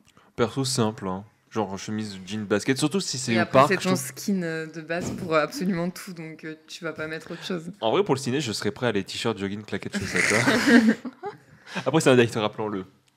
Ou cute, mais je vois même pas comment je pourrais être cute, moi. Mais tu Bah, mets c'est des petites oreilles de chat. cute, c'est quand tu mets. C'est juste un truc dans lequel tu te sens bien, quoi. Tu te sens beau. Mais cute, c'est toi cute, Robin, c'est quand tu mets chemise, jean, basket. Bah, c'est mignon. Si simple, c'est être cute, moi, je prends le compliment. Vous le voyez comme un truc. Voilà, moi, je le prends comme Ah non, un moi, compliment. simple. J'hésite honnêtement entre simple et. Moi, cute, c'est parce qui la que team j'aime simple bien m'apprêter un peu. Oui, c'est Pour ça. ce genre de petits trucs, genre. C'est un premier date, on un petit rappelle. truc mignon, tu vois. Alors, toi, Ouais. il est au cinéma, ton date, on rappelle. Et ça change quoi? Ah, mais je sais pas, mais par exemple. Ça sert à rien que tu fasses un effort, tu vas être dans le noir. Ah oui, voilà, merci. Claquettes, chaussettes. Moi, je vais mettre cute parce Moi, je qu'en mets plus, au cute. pique-nique et tout. Oui, voilà. Voilà. Petite robe avec un petit short. Petite rad Ouais, je comprends wife, cute parce que t'as envie d'être perçue comme jolie, quoi. Mm. Donc je dirais cute aussi. Ouais. Mais pas non plus faire trop d'efforts pour pas faire genre. J'ai fait trop Oui, d'efforts. oui, c'est ça. Il faut Oui, être Alors que voilà. moi, c'est un demi effort. heure.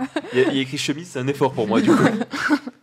Oh là là. Est-ce qu'ils nous connaissent? Ah, c'est à moi de lire du coup. Oh, ça va être si dur. Oh non. Choisis un film: Justice League, Narnia, Scary Movies, The Mask, Fight Club, Qu'est-ce qu'on a fait au bon Dieu, Seven, Pulp Fiction, ou J'en ai vu aucun, j'en aime aucun, je suis rabat-joie encore une fois.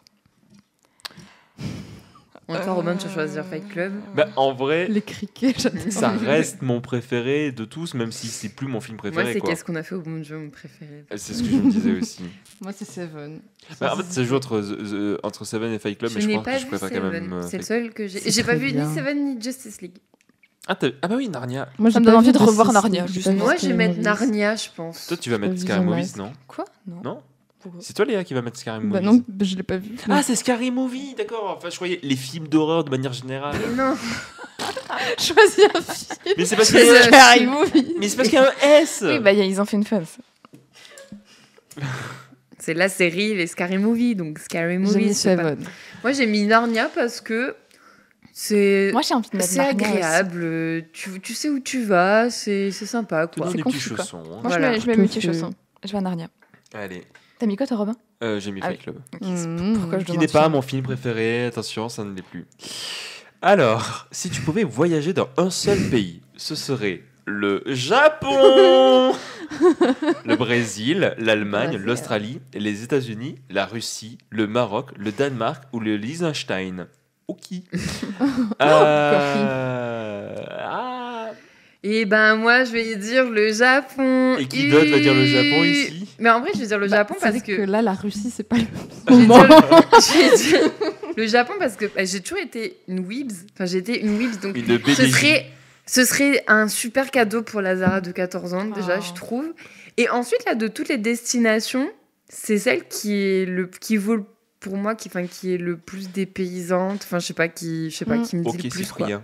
L'Australie, ça me dirait bien aussi. Enfin, Non, il y a trop de bestioles mais voilà. horribles. Donc Moi, moi, je vais non. dire le Japon parce que je suis une weeb et que j'ai dit les sushis tout à l'heure. Franchement, je suis en questionnement existentiel là tout de suite. Toi, si c'est le Japon, etc., tu vas être la fille qui sort dans The Ring. Oh putain. Sadako. Si c'est ça. Si c'est ça. Moi, ça joue entre l'Australie et les États-Unis. Je veux dire les États-Unis, vas-y. Moi, random, je vais mettre. Enfin, pas random, mais je vais mettre le Danemark. Ok. Je sais pas, ça me donne envie. Moi, je suis vraiment, C'est entre je suis l'Allemagne vraiment, et le je suis Danemark. déjà allée en Suède, c'est presque pareil. Allez hop. S'il y avait eu l'Islande, j'aurais pris l'Islande en vrai. Ouais, Moi, s'il y avait pareil. genre l'Argentine ou le Mexique, j'aurais plutôt mis ça. mais- Ah, Final Christian, Zara. C'est toi qui retombe dessus. Ton genre de film préféré? Ah. Oui. La SF, l'horreur, l'animation, C'est pas vraiment les genre. comédies. Oui, c'est vrai, elle a raison. C'est un médium L'animation n'est pas un genre. C'est un médium cinématographique. Les Vers Free comédies, Genders, male, female, animation. les comédies romantiques, les films policiers, les slice of life, les fantasy. Je regarde pas trop de films. 3 petits points. T'imagines, Bah, on met je ça. sais pas, hein. Moi, je sais pas en vrai, parce que tout, hein. Moi, je vais mettre. Du coup, je regarde pas trop de films perso. Pourquoi il n'y a pas fantastique? Mais le fantastique, ce qui n'est pas l'horreur. Mais c'est fantasy, Fantasy. du coup. Mais c'est fantasy. Mais non, parce que fantasy, pour moi, c'est fantasy dans le sens héroïque fantasy. Oui, mais pas que. Mais justement, t'es Ah obligé bon c'est comme. On est sûr là-dessus? C'est comme Oui. la science-fiction. La science-fiction, du coup, bah, ça peut englober même Heure, tu vois. Genre des petites. Oui, non, mais. Ouais, Ouais, mais ce que ça, je veux dire, merci, oui. Mais la fantasy, c'est pareil, du coup. Ça peut inclure le fantastique, du coup. Pour moi, Oui, c'est mais ok. pas le fantastique dans le sens pas les dragons et tout ça. Tu penses à quoi? Bah, genre comme des nouvelles fantastiques. Par exemple, les nouvelles de Maupassant, c'est du fantastique. Ouais. Pas Ah. toutes. Oui. Alors là, notamment. Mais du coup, c'est ton genre de film préféré? Une tu nouvelle dirais fantaisie de Maupassant. Mais, tu vois, genre. Les nouvelles fantaisies de Maupassant. Ouh. Ouhou, petite faute. Mais par exemple, en fait, tu vois, Les le petits fantastique, cas c'est choqués. pas forcément dans le genre. Oui, genre- non, effectivement. Mais en fait, on n'est pas d'accord. C'est Le le terme plus proche. fantastique, genre. Je pense que c'est au plus proche si tu veux faire. Moi, ça j'ai en- mis fantasy parce que. Moi, j'ai mis ouais. Slice of Life. Oui, bah pareil, j'adore ça. Moi, je vais mettre SF. Allez. Allez, donc du coup, Ah, là, on qu'on va avoir amène notre next, réponse. qui c'est qu'on est? Ok, Oh 3. non Pardon. Oh non. Oh, la phrase est toute petite. Bah oui. La phrase est toute petite. Bon, qui est deg? Allez. Moi, moi, je je suis suis pas deg. deg. Vas-y, Zara. Bah, j'ai le truc qu'on a dit que j'ai le fantôme dans The Grudge, Kayako, que j'ai pas vu, lol. Qui ça dit, t'es un peu l'émo du groupe. Tu peux faire peur au début, mais au final, t'es douce. Et soigne-toi, et soigne-moi cette angine. Et ben, tu crois pas bien si bien dire. Oh waouh, c'est personnel. Ah ouais, là c'est chaud quand même. Mais du coup, j'ai pas vu The Grudge, c'est trop nul. Kayako, que Cadet. j'ai eu aussi. Ah, Donc, moi aussi, je suis émo et tout. Mais il faut te dire, c'est le personnage le plus obtenu, apparemment. Voilà. Ok. ah. Pourtant, on n'a pas répondu des trucs si similaires, à part le Japon. Bah, je trouve pas, Ah. ouais. Japon, c'est le Japon, vraiment, ça nous a... c'est le game changer. En fait, il y a une question parmi tout qui est... Pardon, mais du coup, je regarde tous les résultats possibles. Et le dernier, c'est n'importe quel blanc dans Get Out. Et Robin, c'est ce que j'ai eu. Aïe, aïe, aïe. Julie ? Moi, j'ai eu Chucky. Oh là là. Alors, vous verrez la description, ils me disent « T'es le rigolo de la bande, t'aimes bien faire des farces à tes potes et tu es très bruyant. Mais en vrai, on t'aime quand même BG. » Putain, c'est vrai que t'es farceuse, Julie. Moi, je suis en plus, Et en plus, tu fais un hyper bruyante. Je suis toujours obligé de baisser le son sur... Voilà. Alors, attention, moi, je suis un zombie lambda. On te remarque pas forcément et t'es pas le plus dur à battre, mais quand il y a tes potes... Attends. Ouais, oula. Il y a qu'une phrase. Hein. Attention. Oui, mais il n'y a pas de virgule. Donc je suis perdu. On te remarque pas forcément et t'es pas le plus dur à battre, mais quand il y a tes potes qui arrivent, la roue tourne. J'ai pas compris le sens de la phrase. C'est très très mystérieux comme ça. Un zombie lambda, tu es un homme finalement. C'est ça, exactement. Tu es un homme tu es un t-shirt basket. Mais voilà, tout ça pour dire qu'on me remarque pas très forcément. Et que je suis pas dur à battre. L'outfit cute de Chucky. Salopette. Ouais. Et du coup, c'est quoi les trucs Ah oui, du coup. Kayako. Jigsaw. Leatherface. Chucky, Jigsaw. Moi, je m'identifie beaucoup plus à Jigsaw. Le démon dans Paranormal Activity et l'alien dans Alien. Ils l'ont pas écrit le xénomorphe. Le alien. Vraiment, c'est pas vraiment cinéphile comme coach, je suis un peu déçue. C'était un peu un truc de normie, quoi. C'était masterclass, hein. C'était... Les deux fondus. Au moins, oui. Eh ben écoutez, comme tu l'as dit, Léa, quelle masterclass nous venons de vivre. Il y a vraiment deux ambiances dans cette émission. C'est assez vraiment la violence. Qu'est-ce que la violence ? Comment mettons la violence à l'écran ? Et après, c'est quoi votre bouffe préférée, les guys ? Tacos, sushi dégueu. Eh ben écoutez, c'est là-dessus qu'on... Voilà. N'hésitez pas à nous dire dans les commentaires ce que vous pensez de 1, la représentation de la violence au cinéma, et 2, quelle est votre bouffe préférée, la team. N'hésitez pas. Ce sera le grand quiz, du coup, sur dès qu'on aura la fibre, qui pourront nous permettre de mieux vous connaître et de pouvoir dire « Ah, t'aimes les pizzas ? Je reconnais le xénomorphe en toi !» Bref, bah écoutez, voilà, c'était bien plaisant. Merci du coup, la fille. Merci Julie. Merci. Merci Léa. Merci. Et merci Zara. Merci à Chim, merci Robin. Merci, bah de rien. Merci à vous aussi. Merci. Oh, je ne peux plus rien dire. C'est parce que t'es un homme cis blanc. Ah bah, je vois bien que, franchement, là, j'ai l'impression d'être un ensemble de cercles rouge et vert avec un peu de noir et de blanc et que vous avez des petites fléchettes et que vous me visez dessus. T'as déjà fait exactement la même allégorie, je sais pas quand. Bah plutôt dans la semaine, hein. Vraiment là, oui, ça fait voilà. une semaine que je la tiens celle-ci. Ça fait une semaine que je la tiens, tu sais, en mode. Elle était en workshop avant. Tu vois, vous voyez la série Sherlock quand il va dans son Mind Palace. Oui, le palais mental de Robin. Le palais mental de Robin, ça a été fan. Et il se demande quand est-ce qu'il va les sortir. Premier degré, je pense, c'est un peu ça. J'étais sur différents publics, etc. Demain, je la refais à l'INSAF, celle-ci. Ah, plus dur, taf public.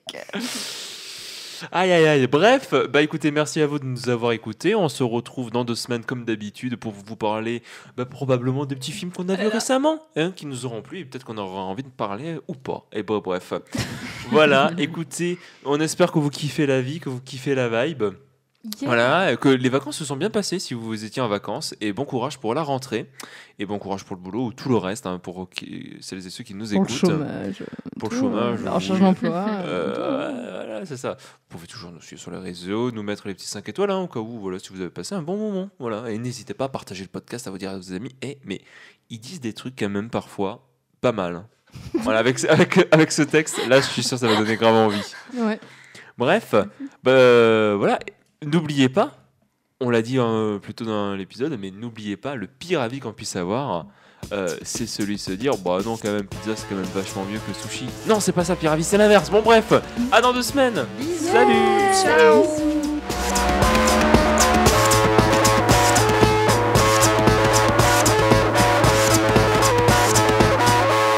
Oh, monde de merde. Ouais, moi aussi, j'ai bien envie de le dire, monde de merde.